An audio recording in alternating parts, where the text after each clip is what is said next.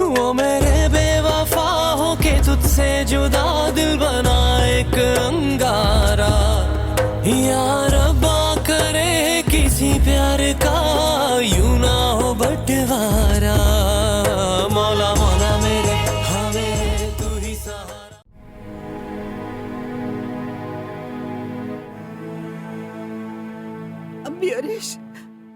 بیارش اینجا. بیا از این ور. آفرین. زود باش.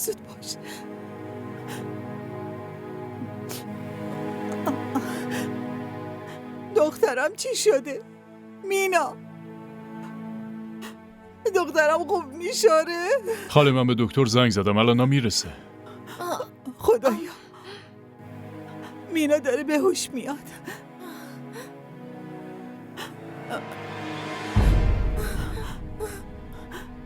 مینا تو خوبی دخترم؟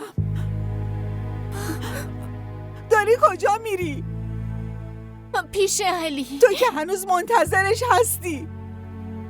اون تو رو بل کرده رفته. نه مامان، علی با من این کارو نمیکنه. دقیقاً این کارو کرده. واقعیت همینه. تو باید قبولش کنی. این واقعیت نیست. شما چرا نمیفهمین؟ علی تا دیروز خیلی خوشحال بود. اون چطوری میتونه بره؟ من بهتون میگم این دروغ نقش است. خودتو آزار نده. تو داری اشتباه میکنی. همه مردم دارن به ما میخندن. آخه چرا داری خودتو اذیت میکنی؟ اون زن میخواد منو مضحکه مردم کنه. شما چرا نمیفهمین؟ دارم میگم علی حتما توی مشکلی افتاده. من بس دیگه. خیلی به حرفت گوش دادم. تو خیلی به اون علی اعتماد داری. پس کجاست؟ آخه چرا نیومد؟ بگو مگه چه کار مهمی داشته؟ الکی حرف نزن.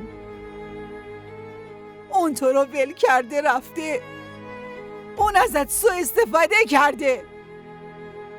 حالا که فهمیده مسئولیت تو گردنش افتاده از اینجا فرار کرده. ازش دفاع میکنی. کجاست اون علی؟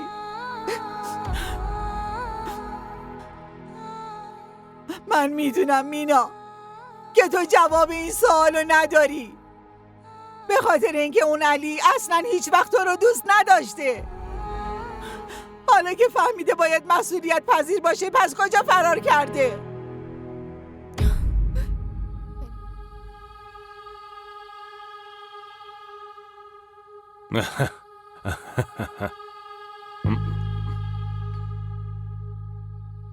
ای شلما ملنشا.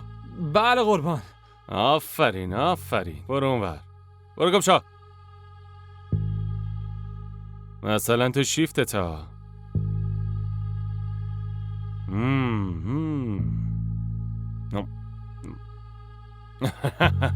ای پسر قهرمان، عقلت بالاخره سر جاش اومده نه؟ ببین ای بابا، دارم ازت سوال میپرسم، حالا جوابم نمیدی؟ بی محلی میکنی؟ دارم ازت میپرسم عقلت سر جاش اومده یا نه؟ باشه هر جور خودت راحتی. حرف نزن. مأمور. بله قربان. ببین از اینا خیلی خوب پذیرایی کن، غذایی چیزی براشون بیار، بعدش نگن رفتیم بازداشتگاه و حتی بهمون یه لقمه غذا هم ندادن. ها؟ چشم آقا. ازشون پذیرایی کن، اینا مهمونمون هستن. میگم براشون غذا بیارن. جناب سرگرد شما واقعا بگو، میخوای بهم چیزی بگی؟ بیا نزدیکتر ببینم. بیا صبر کن. بذار حرفشو بزنه. بگو ببینم. میشه به من گوش بدین؟ شما حتما دچار سوء تفاهم شدید. ما هیچ کاری نکردیم. لطفاً بذارید ما بریم خونه. خانواده‌مون نگرانن. نه خیر آبجی. پرونده مواد مخدره. مواد مخدر آبجی. اینجا خونه خاله نیست که با رضایت خودت بیای 2 لقمه غذا بخوری و بعدش هم هر موقع دلت خواست بگی خداحافظ بریم. مگه خونه خاله است اینجا ها؟ خب پس مواد از ماشین من پیدا کردین. مجرم شما منم. حسنا تقصیری نداره. پس باید بذارین بره. ای بابا، پرونده رو فیصله داد. ای پسر، الان یعنی جرمتو قبول کردی؟ نه آقا اینجوری نیست، ایشون کاری نکردن، فقط برای من اینو که میگه. اینطور. به آفرین. عشق واقعی به این میگن وقتی یکی زخمی میشه دردشو یکی دیگه میکشه. به آفرین. دقیقاً. عشق واقعی به این میگن، عشق واقعی به این میگن، عشق واقعی به این میگن.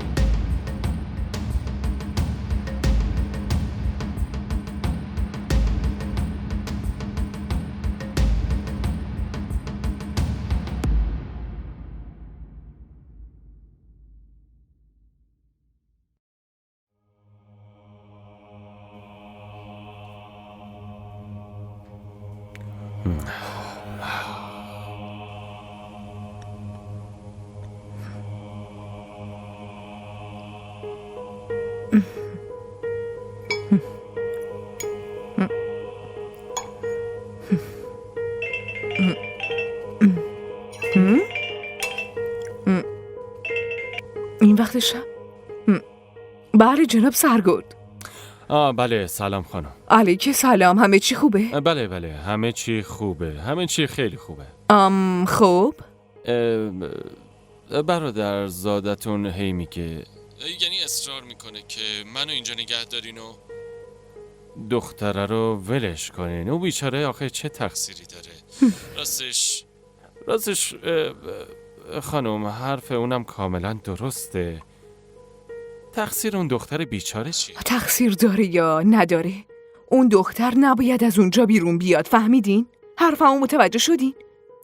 آره فهمیدم، اما خانم اون ببین اما و اگر نداره، هر کاری بهت گفتم همونو انجام بده.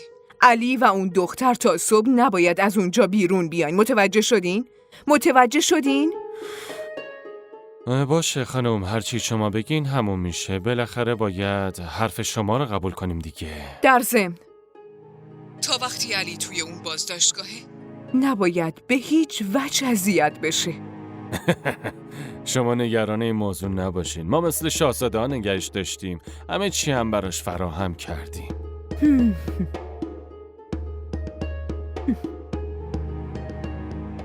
ای امه، قربون اون مرامت برم.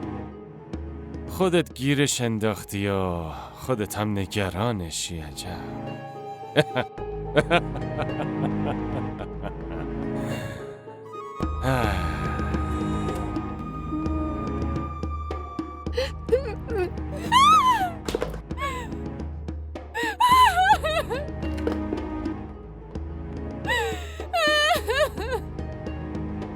از اینجا برو مامان. تمنا لطفا. برو بیرون. از اینجا بریم. مینا گوش کن دخترم. برو. از اینجا بریم. خاله شما بیاین. بریم. دخترم به من گوش کن. بریم. مینا مینا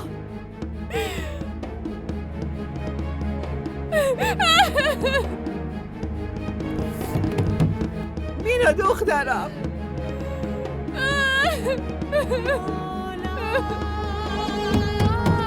مینا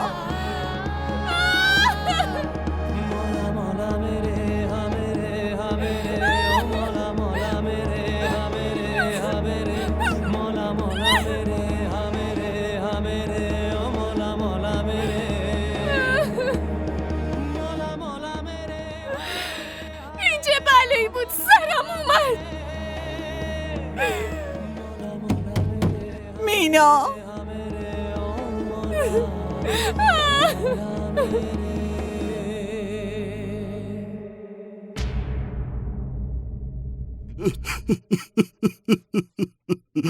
ای خدای مهربون و بزرگ، به من بندت کمک کن. حسنای منو به هم برگردون لطفا. ای خدای بزرگ،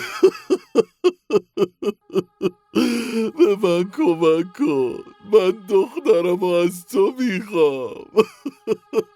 ماجد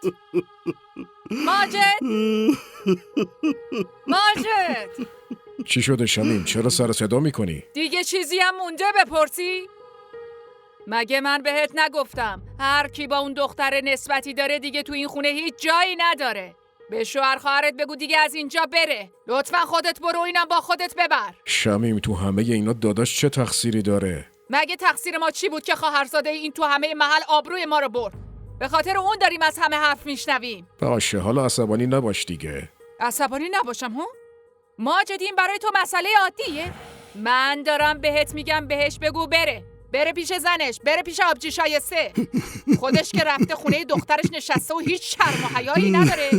اصلا ما با اینا چه نسبتی داریم؟ به من بگو. قبلا واسه این ساکت بودم که حسن عروسمون میشد، اما الان واسه یه دقیقم نمیتونم اینا رو تحمل کنم. بهتره که خودت بگی با رضایت خودش از اینجا بره، وگرنه منو که میشناسی تمام وسایلشو جمع میکنم با خودش یه جا میندازم تو خیابون. فهمیدی؟ شورشو در آوردن دیگه. شمیم واسمون نذاشتن اینا. به من گوش کن، کجا میری؟ به من گوش کن، کجا؟ شمیم وایسا، کجا داری میری؟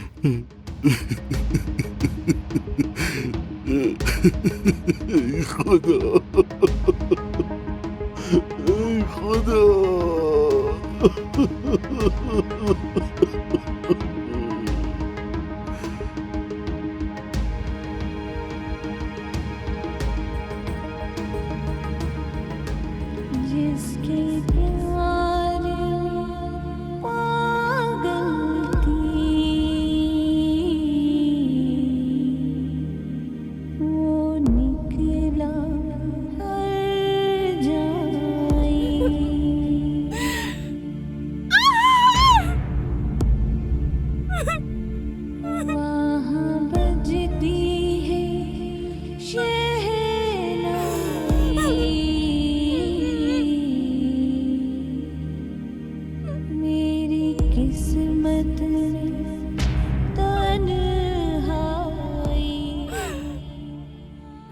خدایا من خیلی نگرانم. چرا صدای مینا در نمیاد؟ خاله شما خودتون رو کنترل کنین. این شرایطی که الان تمنا داره نه شما میتونین درک کنین نه من. لطفاً واسه یه مدتی اونو تنها بذارین. من از همین نگرانم. من ازت خواهش میکنم سعی کنی این در رو باز کنی. الان میبینم خاله. تمنا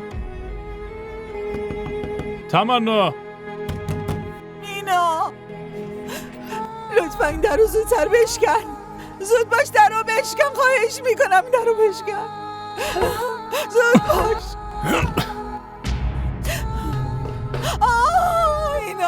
مینا آی خدا ببین چی کار کرده. دستشو بریده.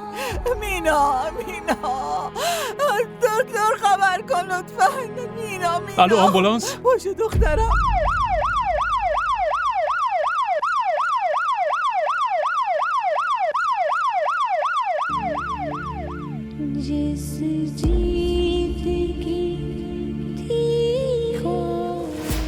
با من ازدواج میکنی؟ بله. خیلی دوست دارم. منم دوست دارم.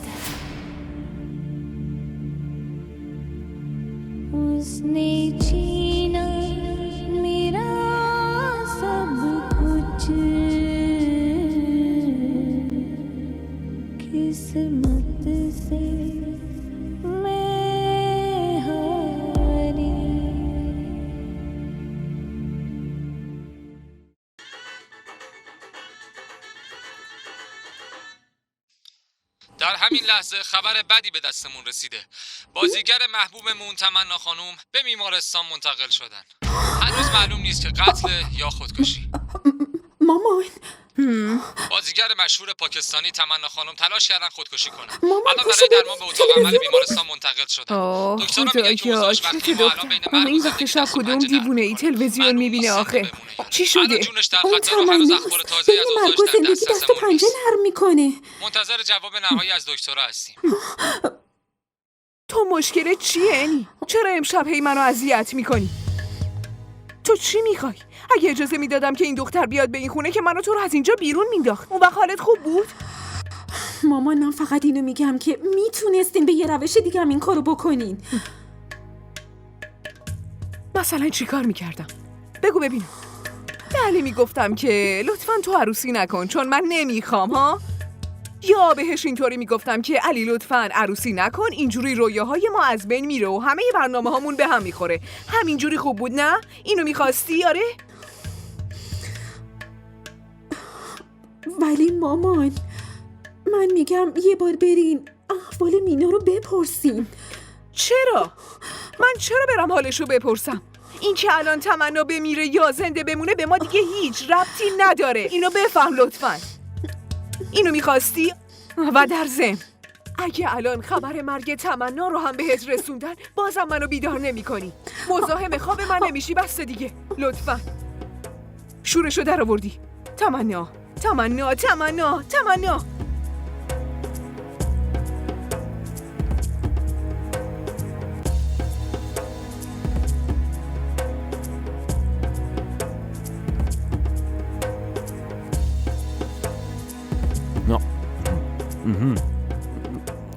شغل پلیس بودنم اینجوریه دیگه بابا.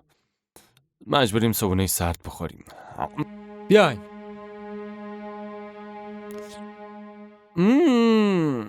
بسم الله بسم الله. بشینین چرا وایسادین؟ بشینین آفرین بشینین پسرم بشین. نه خیر پسرم اینجا بشین رو به روم. بشین شما همونجا بشین. خب دیگه براتون یه خبر خوب دارم. الان میتونید برید. متوجه نشدم. خیلی ساده است. یعنی میتونید برید. الان میتونید برید. آقای جوان سرگرد ما خیلی مهربونه. اون دلش واسهتون میسوزه. برای همینم الان آزادین. من نمیرم. تمام دیشب ما رو تو اون بازداشتگاه لعنتی نگه داشتین. حکمتون نشون بده. حکمت کجاست؟ پسرم من اصلا تو رو درک نمی کنم. تموم شب مغز منو خوردی که منو آزاد کن. حالا که آزادت کردم میگی چرا منو آزادم کردی؟ پس باید چی کار میکردیم؟ باشو برو دیگه. تا دیشبم میتونستی آزادم کنی.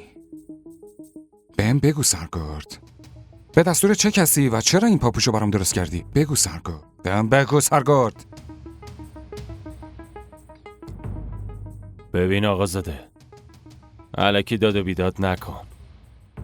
پس نمیخوای بری نه؟ مأمور. بله قربان. اینو دوباره برش کردون بازداشتگاه. نه خواهش میکنم این کارو نکنید. لطفاً بذارید ما از اینجا بریم. اما حسنا ببین. اما چی آقا؟ آقا شما چی میخواین؟ که ما اینجا حبس باشیم؟ بیرون بریم که بتونیم یه کاری بکنیم دیگه. اگه اینجا بمونیم که هیچ کس با خبر نمیشه. لطفاً باید از اینجا بریم. ای این دختر راست میگه. قبلا هم از دست من چند بار نجاتت داد. خیلی فهمیده است. حرفشو گوش کن و برو از اینجا.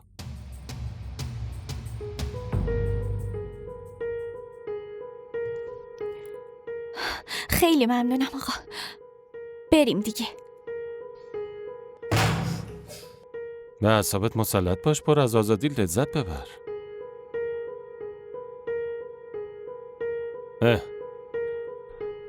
برو تا دم در بدراقش کن. بدبخت خیلی هرس خورده.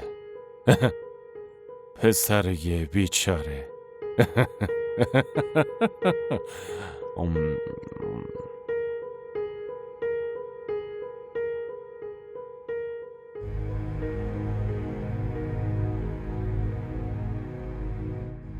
چه مسخره بازی بود. تمام شب ما رو زندانی کردن و صبح یهویی گفتن آزادی. کی برامون نقشه کشیده بود؟ یعنی کی میتونه باشه؟ شما دارین گریه میکنی؟ نه خیر، من گریه نمی کنم. من میدونم شما نگرانین. آقا خواهش میکنم منو همینجا پیاده کنید. من خودم میرم. تمنا خانم حتما خیلی منتظرتونن. نه، من نمیتونم تنهاتون بذارم. اول شما رو میرسونم خونه‌تون، بعد میرم. اما تمنا خانم، حالا دیگه اتفاقیه که افتاده، اما من نمیتونم تنهاتون بذارم. شما به من خیلی کمک کردین و من نباید کمکتون رو جبران کنم؟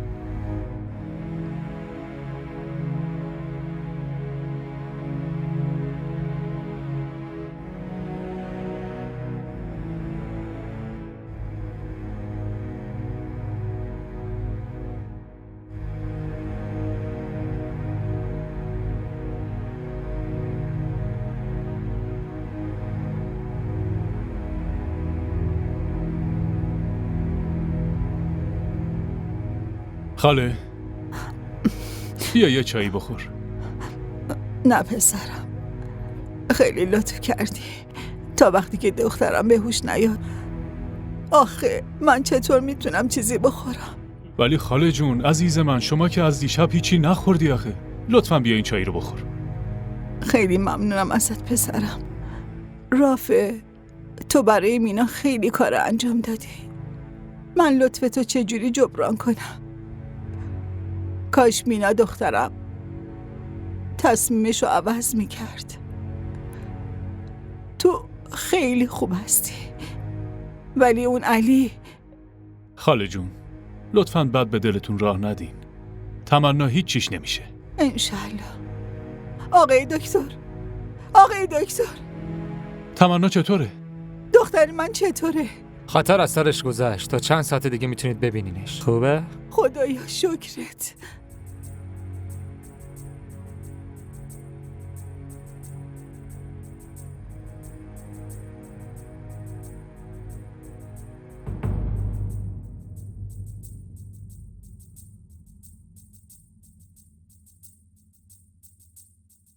این چیه شمیم؟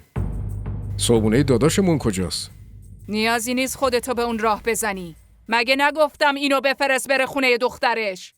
من واسه کسی نون مفت ندارم و الانم اصلا نمیتونم تحملش کنم به خاطر اون اتفاق دیشبم که دیگه به هیچ وجه. شمیم، تو این اتفاقات تقصیر داداش چیه؟ آره همه تقصیرها گردن ماست. ما هم بهشون جا دادیم هم بهشون احترام گذاشتیم. های بیلو، برو وسیله اینا رو جمع کن و همشون رو بنداز بیرون. دیگه اینا رو نبینم تو این خونه. دیگه بس مفخوری. دیگه نمیخوام اینجا ببینمشون. فقط سریعتر وسایل جمع کن ببر. زود باش دیگه بیلو. دارم میارمش مامان. بذارش اینجا پسرم.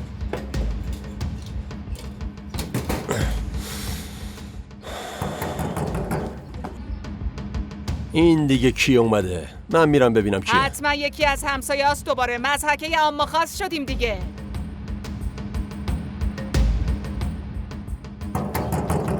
اومدم دیگه.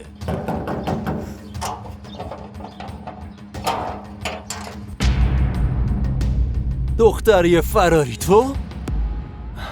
دیدی خاله؟ بهت گفته بودم که تمنا هیچ چیش نمیشه.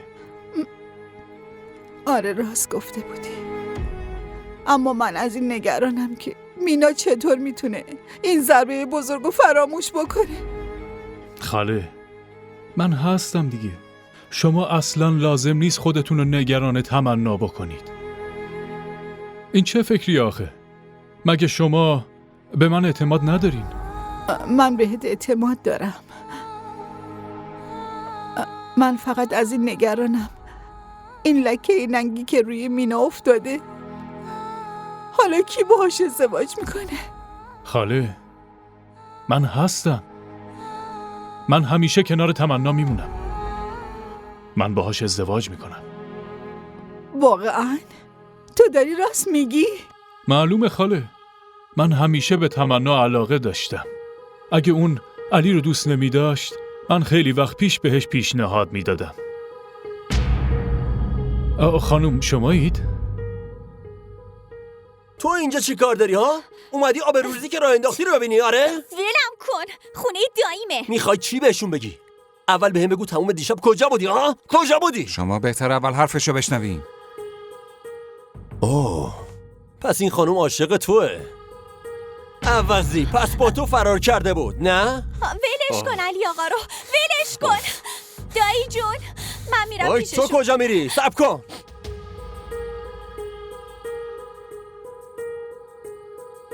هوی، تو دوباره اومدی اینجا چیکار کنی؟ اومده عشقشو معرفی کنه. حرف بزن، زود باش.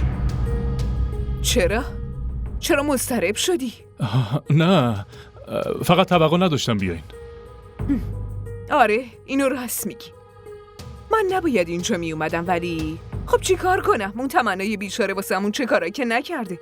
بازیگر فیلمامون بوده، به خاطر انسانیت و همدردی اینقدر که حق داره، مگه نه؟ ببینم تو عمه علی هستی؟ خیلی خوب شناختین. تو برای چی اومدی اینجا؟ اومدی بدبختی ما رو تماشا کنی؟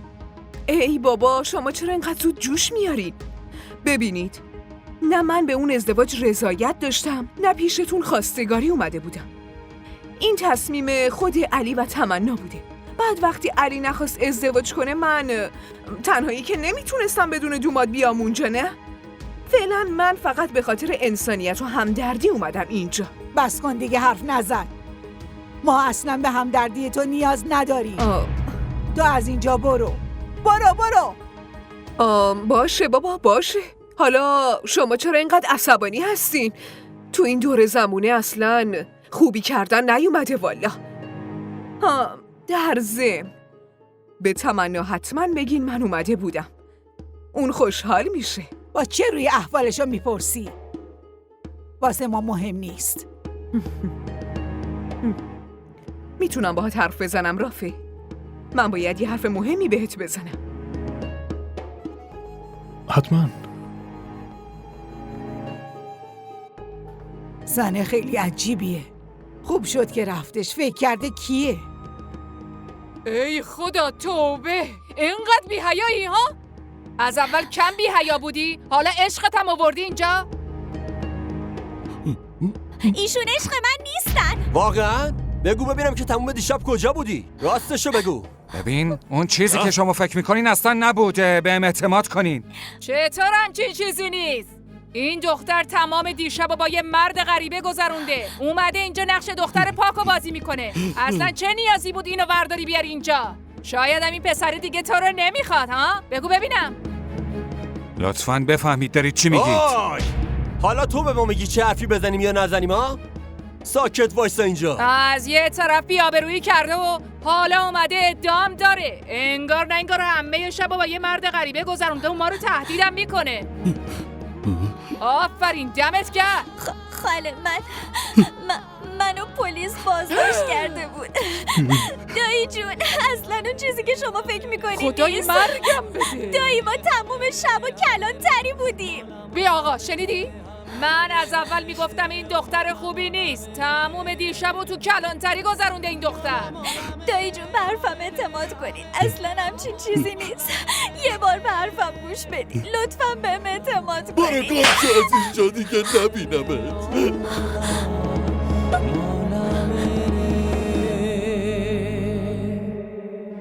رافه، تو اینجا چی کار میکنی؟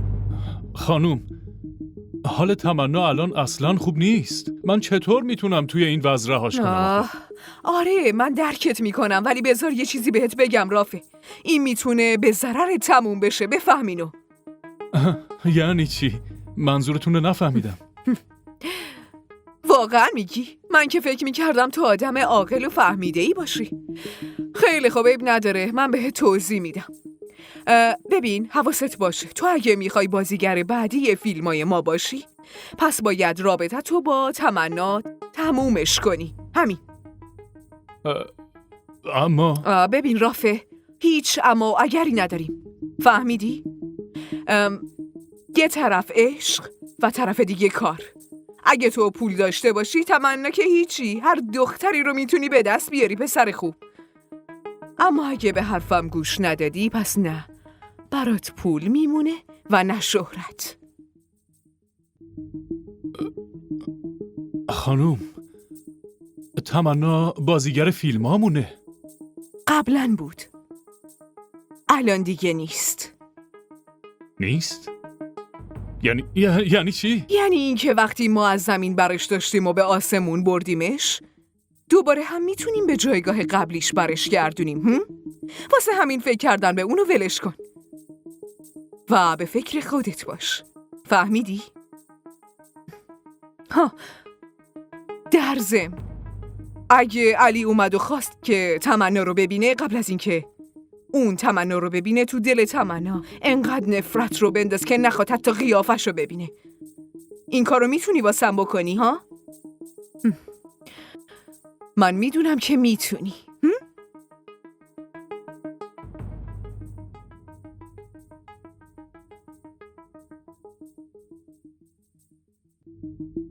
میدونستم که از پسش برمیای. آفرین پسر خوب.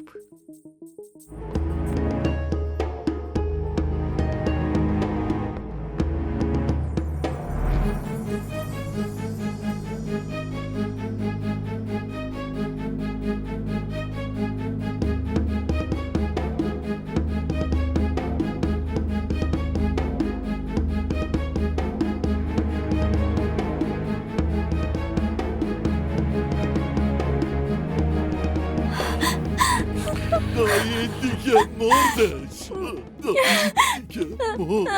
دایی جون، دایی خان داداش، خان داداش، ماجد برو داخل ببینم. نیازی نیست الکی نگران بشی. وسایلشو بگیر بندازش بیرون. بیا بریزشون بیرون. باید ببریمش تو ماشین. برو داخل باید ماجد. ببریمش تو ماشین. دایی جون تو رو خدا، دایی جون. ای خدای بزرگ، دختر منو خوب کن. مینای منو خوب کن. رافع، چی شده؟ تو چرا اینقدر ناراحت شدی؟ خاله، فکر کنم من دیگه باید برم. اما چرا؟ آقای دکتر؟ آقای دکتر، تمنا چطوره؟ مریضتون به هوش اومده، میتونید ببینینش. فعلا. دیدین خاله؟ بهتون نگفتم که حال تمنا خوب میشه؟ ای خدا، هزاران بار شکرت. دخترم به هوش اومده. خدا رو شکر خاله. شما برین و تمنا رو ببینین. تو نمیخوای بیای تمنا رو ببینی؟ خاله، چند لحظه پیش از خونه بهم زنگ زدن. کار خیلی مهمیه. من باید برم. این که خیلی خوبه از خونه بهت زنگ زدن، اما اگه مینا تو رو ببینه خیلی خوشحال میشه. دلش آروم میگیره. باهاش حرف بزن. بیا بریم. اون خوشحال میشه تو رو ببینه. بیا بریم. بیا پسرم، بیا. مینا، دختر عزیزم، خدا رو شکر که به هوش اومدی. چرا منو نجات دادی مامان؟ میذاشتی بمیرم. لطفاً تمنا، از اینجور حرفا نزن. این چه حرفیه که میزنی؟ تو یه ذره هم به فکر مامانت نیستی؟ اگه تو چیزیت میشد پس من چی کار میکردم؟ احمق، تو باید به خاطر من زنده بمونی؟ من چی کار کنم مامان؟ من شجاعتشو ندارم که ببینم مردم منو مسخره میکنن. دخترم عزیز دلم، چرا نگرانی؟ من هستم که. رافع هم هست. خاله، تمنا خیلی استرس داره. لطفاً بذارید فعلا استراحت کنه.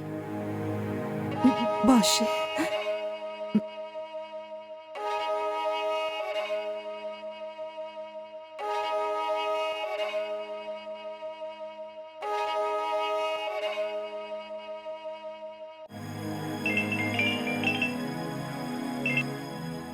الو تمنا، تو کجایی؟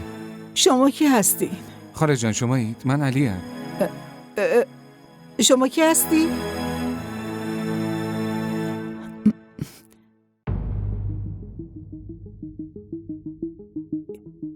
کی هستی؟ علی هستی؟ چرا داری زنگ میزنی ها؟ اگه یه بار دیگه زنگ زدی بدون برات خیلی گرون تموم میشه. من زندگیتو نابود میکنم. دیگه زنگ نزن. خاله به حرف زندگی دخترمو نابود کردی.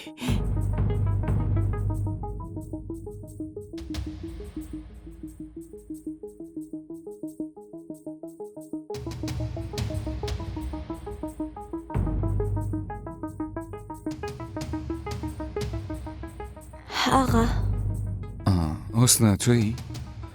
ببینم حال داییتون الان چطوره؟ دکتر بهم گفت که اون سکته قلبی کرده. خدا حتما کمکش میکنه. انشالله. انشالله. آقا دیگه باید برید. جدی میگم. همینجوریشم خیلی کمک کردین. تمنا بهتون نیاز داره. من چطور میتونم تنهاتون بذارم و برم؟ وقتی سرنوشت منو تنها گذاشته شما هم نمیتونید کاری کنید. من به تمنا زنگ زده بودم اما چی؟ مامانش گوشی و برداشته گفت دیگه زنگ نزن. من درکش میکنم. اون الان ناراحته، اما این خیلی دووم نمیاره. شما یه جوری دارین حرف میزنین انگار خیلی خوب تمنا رو میشناسین. نه، منظورم این بود که تمنا خانم خیلی دوستتون داره و اون نمیتونه خیلی ازتون ناراحت بمونه.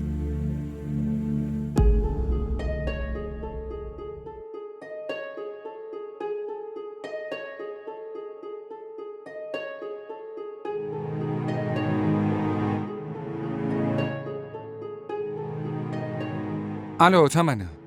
تمنا نه، احمد داره حرف میزنه. سلام عمه جان. علی تو کجایی آخه؟ اینکه تموم شب و چطور گذروندم فقط خودم میدونم. واقعا که کجاها دنبالت که نگشتم. اگه میخواستی ازدواج نکنی خب از اول میگفتی بهم. اینجوری آبروی ما هم جلوی مردم نمیرفت. عمه جان اصلا اونجوری نیست که شما فکر میکنی. واقعا میگی؟ پس تو شب عروسی این غیب شدن چه معنی میده آخه؟ بگو ببینم. من چقدر حرف از مامان تمنا نشنیدم. شما رفته بودین خونه تمنا؟ نه خیر، من اونو تو بیمارستان دیده بودمش. بیمارستان؟ آره، وقتی شنیده تو نیستی تمنا تلاش کرده خودشو بکشه.